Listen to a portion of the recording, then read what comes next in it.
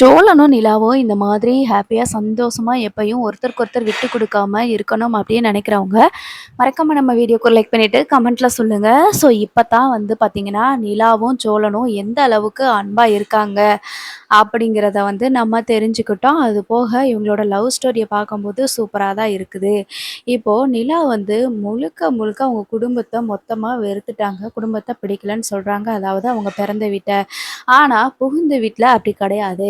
அவங்க எல்லாரையுமே வந்துட்டு நிலா வந்து ரொம்ப பாசத்தோட பார்த்துக்கிறாங்க அப்படிங்கிறதுல, கடந்த ஒரு சில வாரங்கள்ல ஒரு 2 வாரமா நடந்த எபிசோட்ஸ் எல்லாத்துலயுமே நம்ம பார்த்துருப்போம். ரொம்ப சூப்பராவும் இருந்துச்சு. சரி, ஓகே. இப்போ பார்த்தீங்கன்னா, பல பிரச்சனைகள் வந்து கண் முன்னாடி வந்துட்டு போகுது. என்ன அப்படின்னு சொல்லி பார்த்தீங்கன்னா, நிலா சோழனுக்கு வந்து இப்ப பிரச்சனை இல்ல. அவங்க வந்து லைஃப்ல கல்யாணம் பண்ணிட்டாங்க, செட்டில் ஆயிட்டாங்க அப்படிங்கிறது நமக்கு தெரியும். அது போக மீதி இருக்கிற பிரச்சனைகள் எல்லாத்தையுமே நம்ம நிலா தான் வந்து பார்த்துக்க போறாங்க. சேரன் ஒரு இடத்துல சொல்லியிருப்பாரு, நிலா வந்துட்டு நம்ம வீட்ல நம்ம அம்மா இருந்திருந்தா இப்படித்தான் நம்மள எல்லாரையும் கண்டிச்சிருக்கும்டா. நிலாவும் நமக்கு அம்மா ஸ்தானத்துல இருந்து இந்த மாதிரி நம்மள வந்து சொல்லுது அப்படின்ற மாதிரி சொல்லியிருப்பாங்க. அம்மா சொன்னா நீங்க கேட்காமலா இருப்பீங்க. அதே மாரி தான்டா அப்படின்ற மாதிரி நம்ம சேரன சொல்ல, ஸோ இவங்க எல்லாருமே வந்துட்டு ரொம்ப ஸ்ட்ரிக்ட்டா ஃபாலோ பண்றாங்க. நம்ம நிலா சொன்ன ரூல்ஸ் எல்லாத்தையுமே. சரி, இதெல்லாம் இருக்கட்டும்பா. லாஸ்ட் வீடியோல பார்த்தீங்கன்னா, நம்ம சொன்னது என்னன்னா, ட்ரெஸ்ஸு பர்ச்சேஸ் பண்ணிட்டுருக்காங்க ரிசப்ஷனுக்கு. ஸோ ரிசப்ஷனுக்கு ட்ரெஸ் எடுக்கும்போது, மனோகரும் சரி, தாஸும் சரி ரொம்பவே வந்து இன்சல்ட் பண்ணிட்டு தான் இருக்கிறாங்க. பட் சோழன் வந்து அதுக்கு செம்மையா வந்து பதிலடி குடுத்துடுறாரு அப்படிங்கிறத நம்ம வந்து பார்த்தோம். ஸோ பார்க்காதவங்க லாஸ்ட் வீடியோல பாருங்க. இது போக எல்லாருமே வீட்டுக்கு வந்துடுறாங்க. நம்ம நிலா சொல்றாங்க சேரன் என்கிட்ட, "அண்ணே கண்டிப்பா எங்க வீட்ல யாராவது ஏதாவது சொல்லியிருப்பாங்கண்ணே. எங்க அம்மா, அப்பா இல்லைன்னா எங்க அண்ணன் ஏதாவது கண்டிப்பா சொல்லியிருப்பான். உங்க மனச கஷ்டப்படுத்துற மாரி ஏதாவது பேசினாங்களா?" அப்படின்னு சொல்லி கேட்குறாங்க. அதுக்கு நம்ம நிலாவோட சாரி நம்ம சோழன் வந்துட்டு, "அப்படிலாம் எதுவும் இல்ல நிலா. அதெல்லாம் எதுவுமே கிடையாது. நாங்கலாம் வந்து அந்த கடைய பார்த்தது கூட கிடையாது. கடைக்குள்ள போயிட்டு இவ்ளோ காஸ்ட்லியான ட்ரெஸ் எல்லாம் உங்க அப்பாவோ, உங்க அண்ணனோ எடுத்து தராங்கன்னா, எவ்ளோ பெரிய விஷயம். நாங்க வந்துட்டு இவ்ளோ இந்த மாதிரி காஸ்ட்லியான ட்ரெஸ் எல்லாம் போடுவோன்னு கனவுல கூட நினைச்சு பார்த்ததில்ல நிலா." அப்படின்ற மாதிரி நிலா மனசு கஷ்டப்படக்கூடாது அப்படின்றதுக்காக, இவங்க வந்து எல்லாத்தையுமே இந்த மாதிரி மாத்தி சொல்லிடுறாங்க. அதுக்கப்புறமா நம்ம சோழன் இருந்துட்டு, "அதனால என்ன நிலா இப்போ? உங்க அப்பாவும் அந்த கடையில ஓசியா துணி எடுக்கிறதுக்கு தான் வந்திருக்கிறார் போல" அப்படின்னு சொல்லும்போது, நம்ம சேரனா இருந்துட்டு, "டேய் சோழா சும்மா இருடா" அப்படின்னு சொல்லி சொல்றாங்க. "இல்லண்ணே நான் உண்மைய தானண்ணே சொன்னேன்" அப்படின்னு சொல்லும்போது, பாண்டி இருந்துட்டு, "பேசாம இருடா அவங்களுக்கு கோவம் வரப்போகுதுன்னு" சொல்லவும், நிலா இருந்துட்டு, "எனக்கு என்ன கோவம் வரப்போகுது? நம்மள சொல்லுவாரு, நீங்கலாம் ஓசியில தானே வந்து வாங்குறதுக்கு வந்திருக்கீங்க, கவலைப்படாதீங்க. நான் தானே காசு குடுக்க போறேன்" அப்படி இப்படின்னு சொல்லுவார்ல. அவ்வளோ ட்ரெஸ்ஸு பர்ச்சேஸ் பண்ணியிருக்கோமே, அவர் என்ன காசு குடுத்தா பர்ச்சேஸ் பண்ணாரு? ஓசியா தானே வாங்கிட்டு வந்தாரு. ஏன் அந்த காஃபி கூட ஓசியா தானே குடிச்சிட்டு வந்தாரு. சோழன் சொன்னதுல எந்த தப்பும் இல்லனே அப்படின்னு சொல்லும்போது, "அப்படி சொல்லு நிலா" அப்படின்னு சொல்லிட்டு நிலா கிட்ட சோழனும் சொல்றாங்க. ஸோ இவங்க பேசிட்டு இருக்கும்போது நடேசன் அப்பா வராரு. நடேசன் அப்பா இருந்துட்டு, "என்ன எல்லாருமே ட்ரெஸ் எடுத்துட்டு வந்துட்டீங்களா? ட்ரெஸ்ஸ காணோம்" அப்படின்னு சொல்லி கேட்டுட்டு இருக்கும்போது, "அது எல்லாமே இருக்கு அங்கிள்" அப்படின்னு சொல்லி சொல்றாங்க. "ஆமா, எல்லாரையும் விடு. எனக்கு எடுத்துட்டு வந்துட்டியா? நான் சொன்னது மாதிரி எனக்கு கோட் ஷூட் இருந்திருக்கியா?" அப்படின்னு சொல்லி கேட்குறாங்க. "உங்களுக்கு என்ன ட்ரெஸ்ஸு தேவையோ அந்த ட்ரெஸ்ஸ எடுத்துட்டு வந்துட்டேன் அங்கிள்" அப்படின்னு சொல்லிட்டு நிலாவும் சொல்லிடுறாங்க. அதுக்கப்புறம் வந்து பார்த்தீங்கன்னா, சேரன வந்துட்டு, "ஏன்பா நம்ம வந்து அவங்க வீட்ல உங்க சொந்தக்காரங்க எல்லாருமே ரிசப்ஷனுக்கு வருவாங்க. அதேமாரி நம்ம சொந்தக்காரங்களையும் நம்ம கூட்டிட்டு போகணுமா?" அப்படின்ற மாதிரி சேரன வந்து கேட்பாங்க நிலா கிட்ட. அப்போ நிலா இருந்துட்டு, "இல்லண்ணே, நீங்க சொன்னது மாதிரி நானும் யோசிச்சேன் தான். அங்க நம்ம சொந்தக்காரங்கலாம் வந்திருப்பாங்களே! அப்போ நம்மளும் இவங்கள எல்லாரையும் கூட்டிட்டு போணுமோ? நம்மளோட சொந்தக்காரங்க அப்படிங்கிறதையும் சில பேர கூட்டிட்டு போணுமோன்னு சொல்லிட்டு நானும் யோசிச்சேண்ணே. ஆனா, இன்னொன்னு யோசிக்கும்போது பயமா இருக்குது. ஏன்னா, எனக்கு ரிசப்ஷன்ல வந்து நிக்கிறதுக்கே மனசு இல்ல. எந்த நேரம் எப்படி பேசி இன்சல்ட் பண்ணுவாங்களோ? எங்க சொந்தக்காரங்கள பத்தி உங்களுக்கு தெரியாது. ஓவரா பேசுவாங்க. அவங்க எல்லாருமே திமிரு பிடிச்சவங்க. நம்மள யாராவது ஏதாவது சொல்லிட்டாங்கன்னா என்னால தாங்கிக்க முடியாது.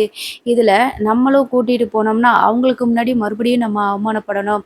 இப்படி எங்க சொந்தக்காரங்களுக்கு முன்னாடியும், ஆ உங்க சொந்தக்காரங்களுக்கு முன்னாடியும் அவமானப்படுறதுக்கு பதிலா நம்மளே போவோண்ணே அப்படின்னு சொல்லி சொல்றாங்க. கரெக்ட்டா சொன்ன நிலா. சோழன் வந்துட்டு அப்படி சொல்றாங்க. கரெக்ட்டா சொன்ன நிலா. ஏன்னா, எனக்கு சொந்த பந்தம் எல்லாருமே வந்து அ சேரனனும், பாண்டி, பல்லவன் தான். இதுக்கு மேல என்ன வேணும்? எனக்கு இது போதும் நிலா. நம்ம மட்டும் போயிட்டு வரலாம் அப்படின்ற மாதிரி சொல்லிடுறாங்க.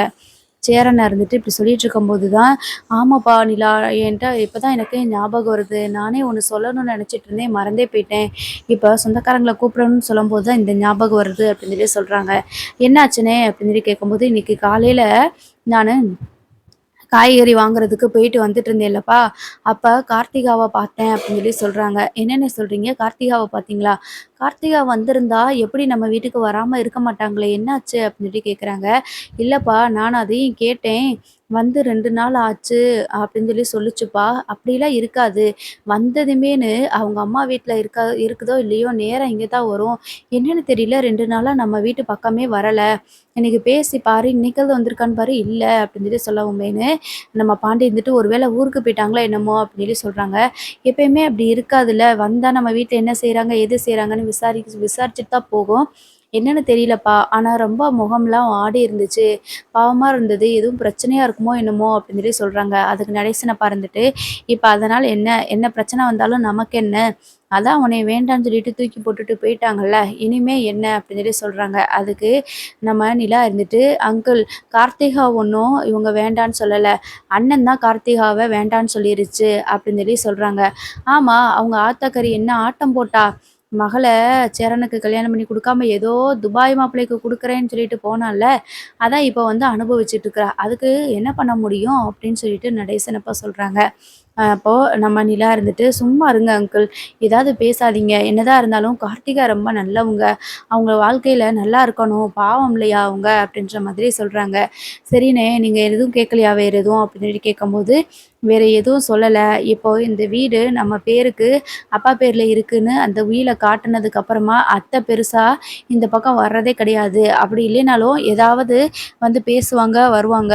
இப்போ பெரியப்பாவையும் நான் பார்க்க முடியல. அத்தையும் பார்க்க முடியல." அப்படின்ற மாதிரி சொல்றாங்க. அதுக்கு நடேசனப்பா இருந்துட்டு, "அதெல்லாம் உங்களுக்கு தேவதான். பொண்ண கொண்டு போய் எங்கேயோ கட்டி குடுக்கணும்னு குடுத்தால்ல, அனுபவிக்கட்டும்டா. நீங்க ஏன்டா அவள பத்தி பேசிட்டு இருக்கிறீங்க நல்ல நேரத்துல போயிட்டு? பேசாம இருங்க." அப்படின்னு சொல்லிட்டு விட்டுர்றாங்க. அதுக்கப்புறமா அங்க கஸ்தூரி வீட்ட காட்டுறாங்க. அதாவது சேரனோட அத்தை வீட்ட காட்டுறாங்க. கார்த்திகா வந்து பார்த்தீங்கன்னா, பெட்ல படுத்துட்டு உட்காந்து பெட்ல உட்காந்து அழுதுகிட்டே இருக்கிறாங்க. அப்ப கஸ்தூரி வந்து கார்த்திகா, கார்த்திகான்னு சொல்லிட்டு கூப்பிடுறாங்க. "என்னம்மா? எதுக்கும்மா கூப்பிட்டுட்டே இருக்கிற? கொஞ்ச நேரம் தனியா தான் இருக்க விடேன்." அப்படின்னு சொல்லி சொல்றாங்க. "என்னாச்சுடி? என்ன தாண்டி பிரச்சனை? இப்படி தினமும் வந்து இப்போ 2, 3 நாள் ஆச்சுடி. என்னாச்சு? ஏதாச்சுன்னு ஒண்ணும் சொல்லவும் மாட்டேங்கிற. அழுதுகிட்டே மட்டும் இருக்கிற." அப்படின்னு சொல்லி சொல்றாங்க. "இப்ப என்ன? நான் இங்க இருக்கக்கூடாது அவ்வளோதானே? நான் கிளம்பி போயிறட்டா?" அப்படின்னு சொல்லி, "எங்கேயாவது போயிடுறேன். அப்பயாவது நிம்மதியா இருப்பியா?" அப்படின்னு சொல்லி சொல்றாங்க. "இல்ல, இல்ல கார்த்திகா. நீ என்ன நடந்துச்சுன்னு சொன்னாலாவது நம்ம அத பார்த்து தெரிஞ்சுக்கலாம்ல, கேட்டு தெரிஞ்சுக்கலாம்ல. என்ன ஏதுன்னு பிரச்சனைக்கு ஏதாவது முடிவு கிடைக்கும்ல. அதனால தான் சொல்றேன்." அப்படின்னு சொல்லி சொல்றாங்க. "என் வாழ்க்கையே நாசமாக்கிட்ட. நான் வந்து சேரன் மாமாவ கல்யாணம் பண்ணியிருந்தாலாவது நிம்மதியா இருந்திருப்பேன். ஆனா, நீங்க 2 பேரும் சேர்ந்து, மாமாவும் நீயும் சேர்ந்து என் வாழ்க்கைய அழிச்சிட்டீங்க. உங்க சந்தோஷப்படி, விருப்பப்படி கல்யாணம் பண்ணி வச்சுட்டீங்க. இப்ப நான் அனுபவிக்கிறேன். உங்களுக்கு சந்தோஷம் தானே? உங்களுக்கு தேவை இதுதானே? நான் இப்படி கஷ்டப்படணும்னு தானே நீங்க நினைச்சீங்க?" அப்படின்னு சொல்லும்போது, உடனே கஸ்தூரி அழுகுறாங்க. "என்னடி சொல்ற? அப்படி உன்னை என்னடி கஷ்டப்படுத்தணும்னு நாங்க நெனச்சோம்? நீ நல்லா இருக்கணும்னு தானடி நெனச்சோம்." அப்படின்னு சொல்லி சொல்றாங்க. "ரொம்ப நல்லா இருக்கேன்ம்மா, ரொம்ப நல்லா இருக்கேன். பார்க்குறேல்ல நான் ரொம்ப நல்லா தான் இருக்கேன்." அப்படின்னு சொல்லி சொல்றாங்க. சரி, சரி, மாப்பிள்ளைக்கு ஃபோன் போடு, மாப்பிள்ளைட்ட பேசுறேன். என்ன நடக்குதுன்னு ஒண்ணும் சொல்லவும் மாட்டேங்கிற அப்படின்னு சொல்லி சொல்றாங்க. "அப்பா கூட தானே துபாய்ல இருக்கிறேன்னு சொன்னாரு. அப்ப அப்பா கிட்ட கேட்க வேண்டியது தானே?" அப்படின்னு சொல்லி சொல்றாங்க. உடனே கஸ்தூரி இருந்துட்டு, "நான் அப்பாட்ட கேட்டேன்டி.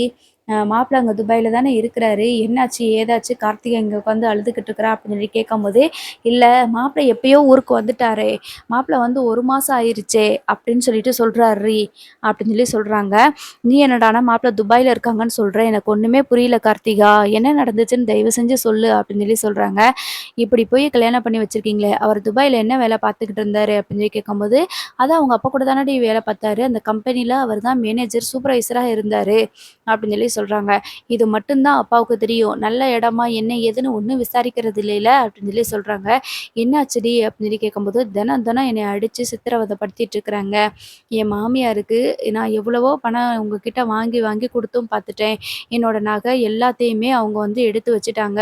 அப்படி இருந்தும் எல்லாத்தையுமே வாங்கிட்டாங்க. அப்படி இருந்தும் இன்னமும் பணம் வாங்கிட்டு வா, வாங்கிட்டு வான்னு சொல்லிட்டு அனுப்பி வைக்கிறாங்க." அப்படின்னு சொல்றாங்க. அது தெரியும்டி. அப்பாவும் நானும் அத பத்தி தான் பேசினோம். நீ ஒரே பொண்ணு. நீ சந்தோஷமா வாழணும்னு சொல்லி தான் அப்படி கல்யாணம் பண்ணி வச்சோம். அவங்களும் பணத்த கேட்டுட்டே இருக்கிறாங்க. அப்பா தாண்டி வேலை பார்க்காரு. எவ்வளோ தாண்டி நாங்க குடுக்க முடியும்?" அப்படின்னு சொல்றாங்க. "இதுதானே உனக்கு தேவை. நான் தான் சொன்னேன்ல. இப்போ சந்தோஷமா இருக்கியா நீ? உனக்கு சந்தோஷமா இப்ப?" அப்படின்னு சொல்லிட்டு நம்ம கார்த்திகா திட்டிட்டு இருக்கிறாங்க. "இப்போ பணம் தான் பிரச்சனையா? அதனால தான் உன்னைய அனுப்பி வச்சுட்டாங்களா?" அப்படின்னு சொல்லிட்டு கேட்குறாங்க. "அது மட்டும் பிரச்சனையா இருந்தா நான் வந்து ஏதாவது சொல்லி சமாளிச்சிருப்பனே. ஆனா அவர் அப்படி இல்லம்மா. அவரு ரொம்ப தப்பானவரா இருக்கிறாரு." அப்படின்னு சொல்றாங்க. "என்ன சொல்ற நீயி? அவர் என்ன தப்பானவரா இருக்கிறாருன்னு சொல்ற?" அப்படின்னு சொல்லும்போது, "இல்லம்மா, அவரு நெறைய பொண்ணுங்க கிட்ட பேசுறாருமா. அவங்க அத்தை பொண்ணுன்னு ஒண்ணு வருது. அந்த பொண்ணுகிட்டலாம் பேசிட்டு இருக்கிறாங்க. என்னைய எப்ப பார்த்தாலும் அடிச்சுக்கிட்டே இருக்கிறாங்க. நீ சொன்னது மாரி அப்பா கிட்ட சொன்னது மாதிரி அவரு எல்லார்கிட்டயும் துபாய்ல இருக்கிறதா தான் சொல்லணும் அப்படின்னு சொல்லி வச்சிருக்கிறாங்க. ஆனா அவர் அப்படி இல்லம்மா" அப்படின்னு சொல்றாங்க. அதுக்கு நம்ம கஸ்தூரி இருந்துட்டு, "இப்படி பிள்ளையோட வாழ்க்கைய நானே கெடுத்துட்டேனே" அப்படின்னு சொல்லிட்டு வருத்தப்பட்டுட்டு இருக்கிறாங்க. "சரி மாப்பிள்ளை கிட்ட பேசி புரிய வைக்கலாம்ல. உன் மாமனார், மாமியார் கிட்ட சொல்லலாம்ல" அப்படின்னு சொல்றாங்க. அவங்க தாம்மா அவருக்கு சப்போர்ட் பண்றதேன்னு. அப்புறம் எப்படி நான் இதில கேட்டுட்டு பேசாம இருக்க முடியும்? அது மட்டும் இல்லம்மா, ஏதேதோ சொல்லி அவர அரெஸ்ட் பண்ணிட்டு போயிட்டாங்க அப்படின்னு சொல்றாங்க. "என்ன சொல்ற? அவங்கள அரெஸ்ட் பண்ணிட்டு போயிட்டாங்களா?" அப்படின்னு கேட்கும்போது, "ஆமாம்மா. என்ன நடந்துச்சு? ஏது நடந்துச்சுன்னு தெரியல. போலீஸ் ஸ்டேஷன்ல இருந்து வந்து அவர பிடிச்சிட்டு போயிட்டாங்க. இதுக்கு மேல நான் என்னம்மா செய்ய முடியும்?" அப்படின்னு சொல்லிட்டு உட்காந்து ஃபீல் பண்ணி அழுதுட்டு இருக்கிறாங்க. "ஐய்யய்யோ! இப்படி நடந்து போச்சே! என்ன ஆச்சுன்னு தெரியலையே!" அப்படின்னு சொல்லும்போது, "அவர் பண்ண தப்புக்கு தான் அவர அரெஸ்ட் பண்ணிட்டு போயிருப்பாங்க." அப்படின்னு சொல்லிட்டு கஸ்தூரி கிட்ட கார்த்திகா சொல்லி கத்திட்டு இருக்கிறாங்க. "இப்போ நான் உன் வீட்டுக்கு வாழாம செய்யாம வந்து இருக்கிறேன். இப்போ உனக்கு சந்தோஷமா இருக்குமா? சேர மாமாவ கல்யாணம் பண்ணி வச்சிருந்தா, இப்போ அவர் என்னைய கையில வச்சு உள்ளங்கையில வச்சு தாங்கியிருப்பாரு. நானும் நிம்மதியா இருந்திருப்பேன். ஆனா, அப்படி விடாம நீயி இப்போ யாருக்கோ கல்யாணம் பண்ணி குடுத்து, என் வாழ்க்கையவே சீரழிச்சுட்ட. இனிமே என்னால என்ன பண்ண முடியும்னு நீ நெனைக்கிற?" அப்படின்ற மாதிரி சொல்றாங்க. "கவலைப்படாத கார்த்திகா, எப்படினாலும் வாழ்க்கைய சரி பண்ணிறலாம்." அப்படின்னு சொல்றாங்க. "இல்லம்மா, என்னால மறுபடியும் போயி அடி வாங்கி, மிதி வாங்கிட்டு இருக்க முடியாதும்மா. இப்ப அவரு துபாய்லலாம் இல்ல. அவரு இப்ப ஜெயில்ல இருக்கிறாரு. எல்லார்கிட்டயும் நான் அவரு துபாய்ல இருக்காரு, துபாய்ல இருக்கிறாருன்னு சொல்லி வச்சிருக்கேன்." அப்படின்னு சொல்றாங்க. உடனே கஸ்தூரி இருந்துட்டு, "என்ன பண்றதுன்னு தெரியலையே!" அப்படின்னு சொல்லிட்டு புலம்பிக்கிட்டும், அழுதுட்டும் இருக்கிறாங்க.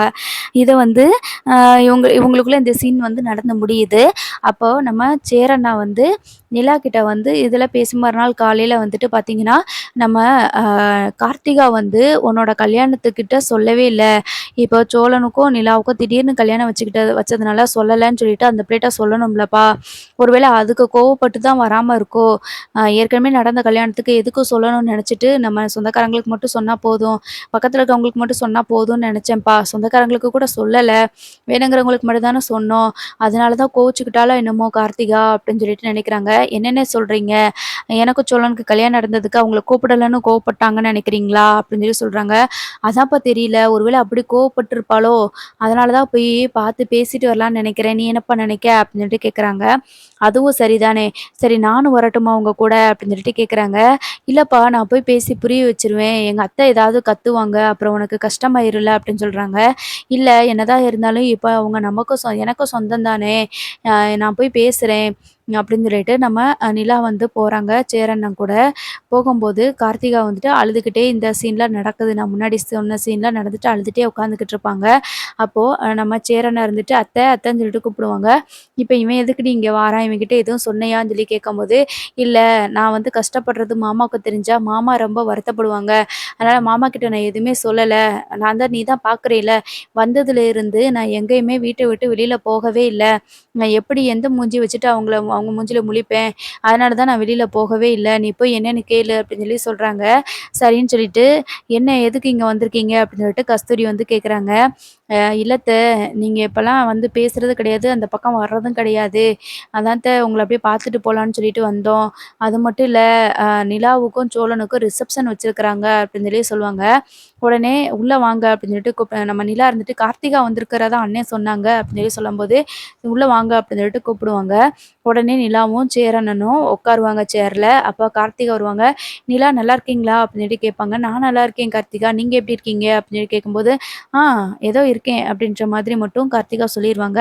கார்த்திகா ரொம்ப கஷ்டமா ஃபீல் பண்ணிட்டு இருக்கிறத வந்து நம்ம நிலா வந்து பார்ப்பாங்க.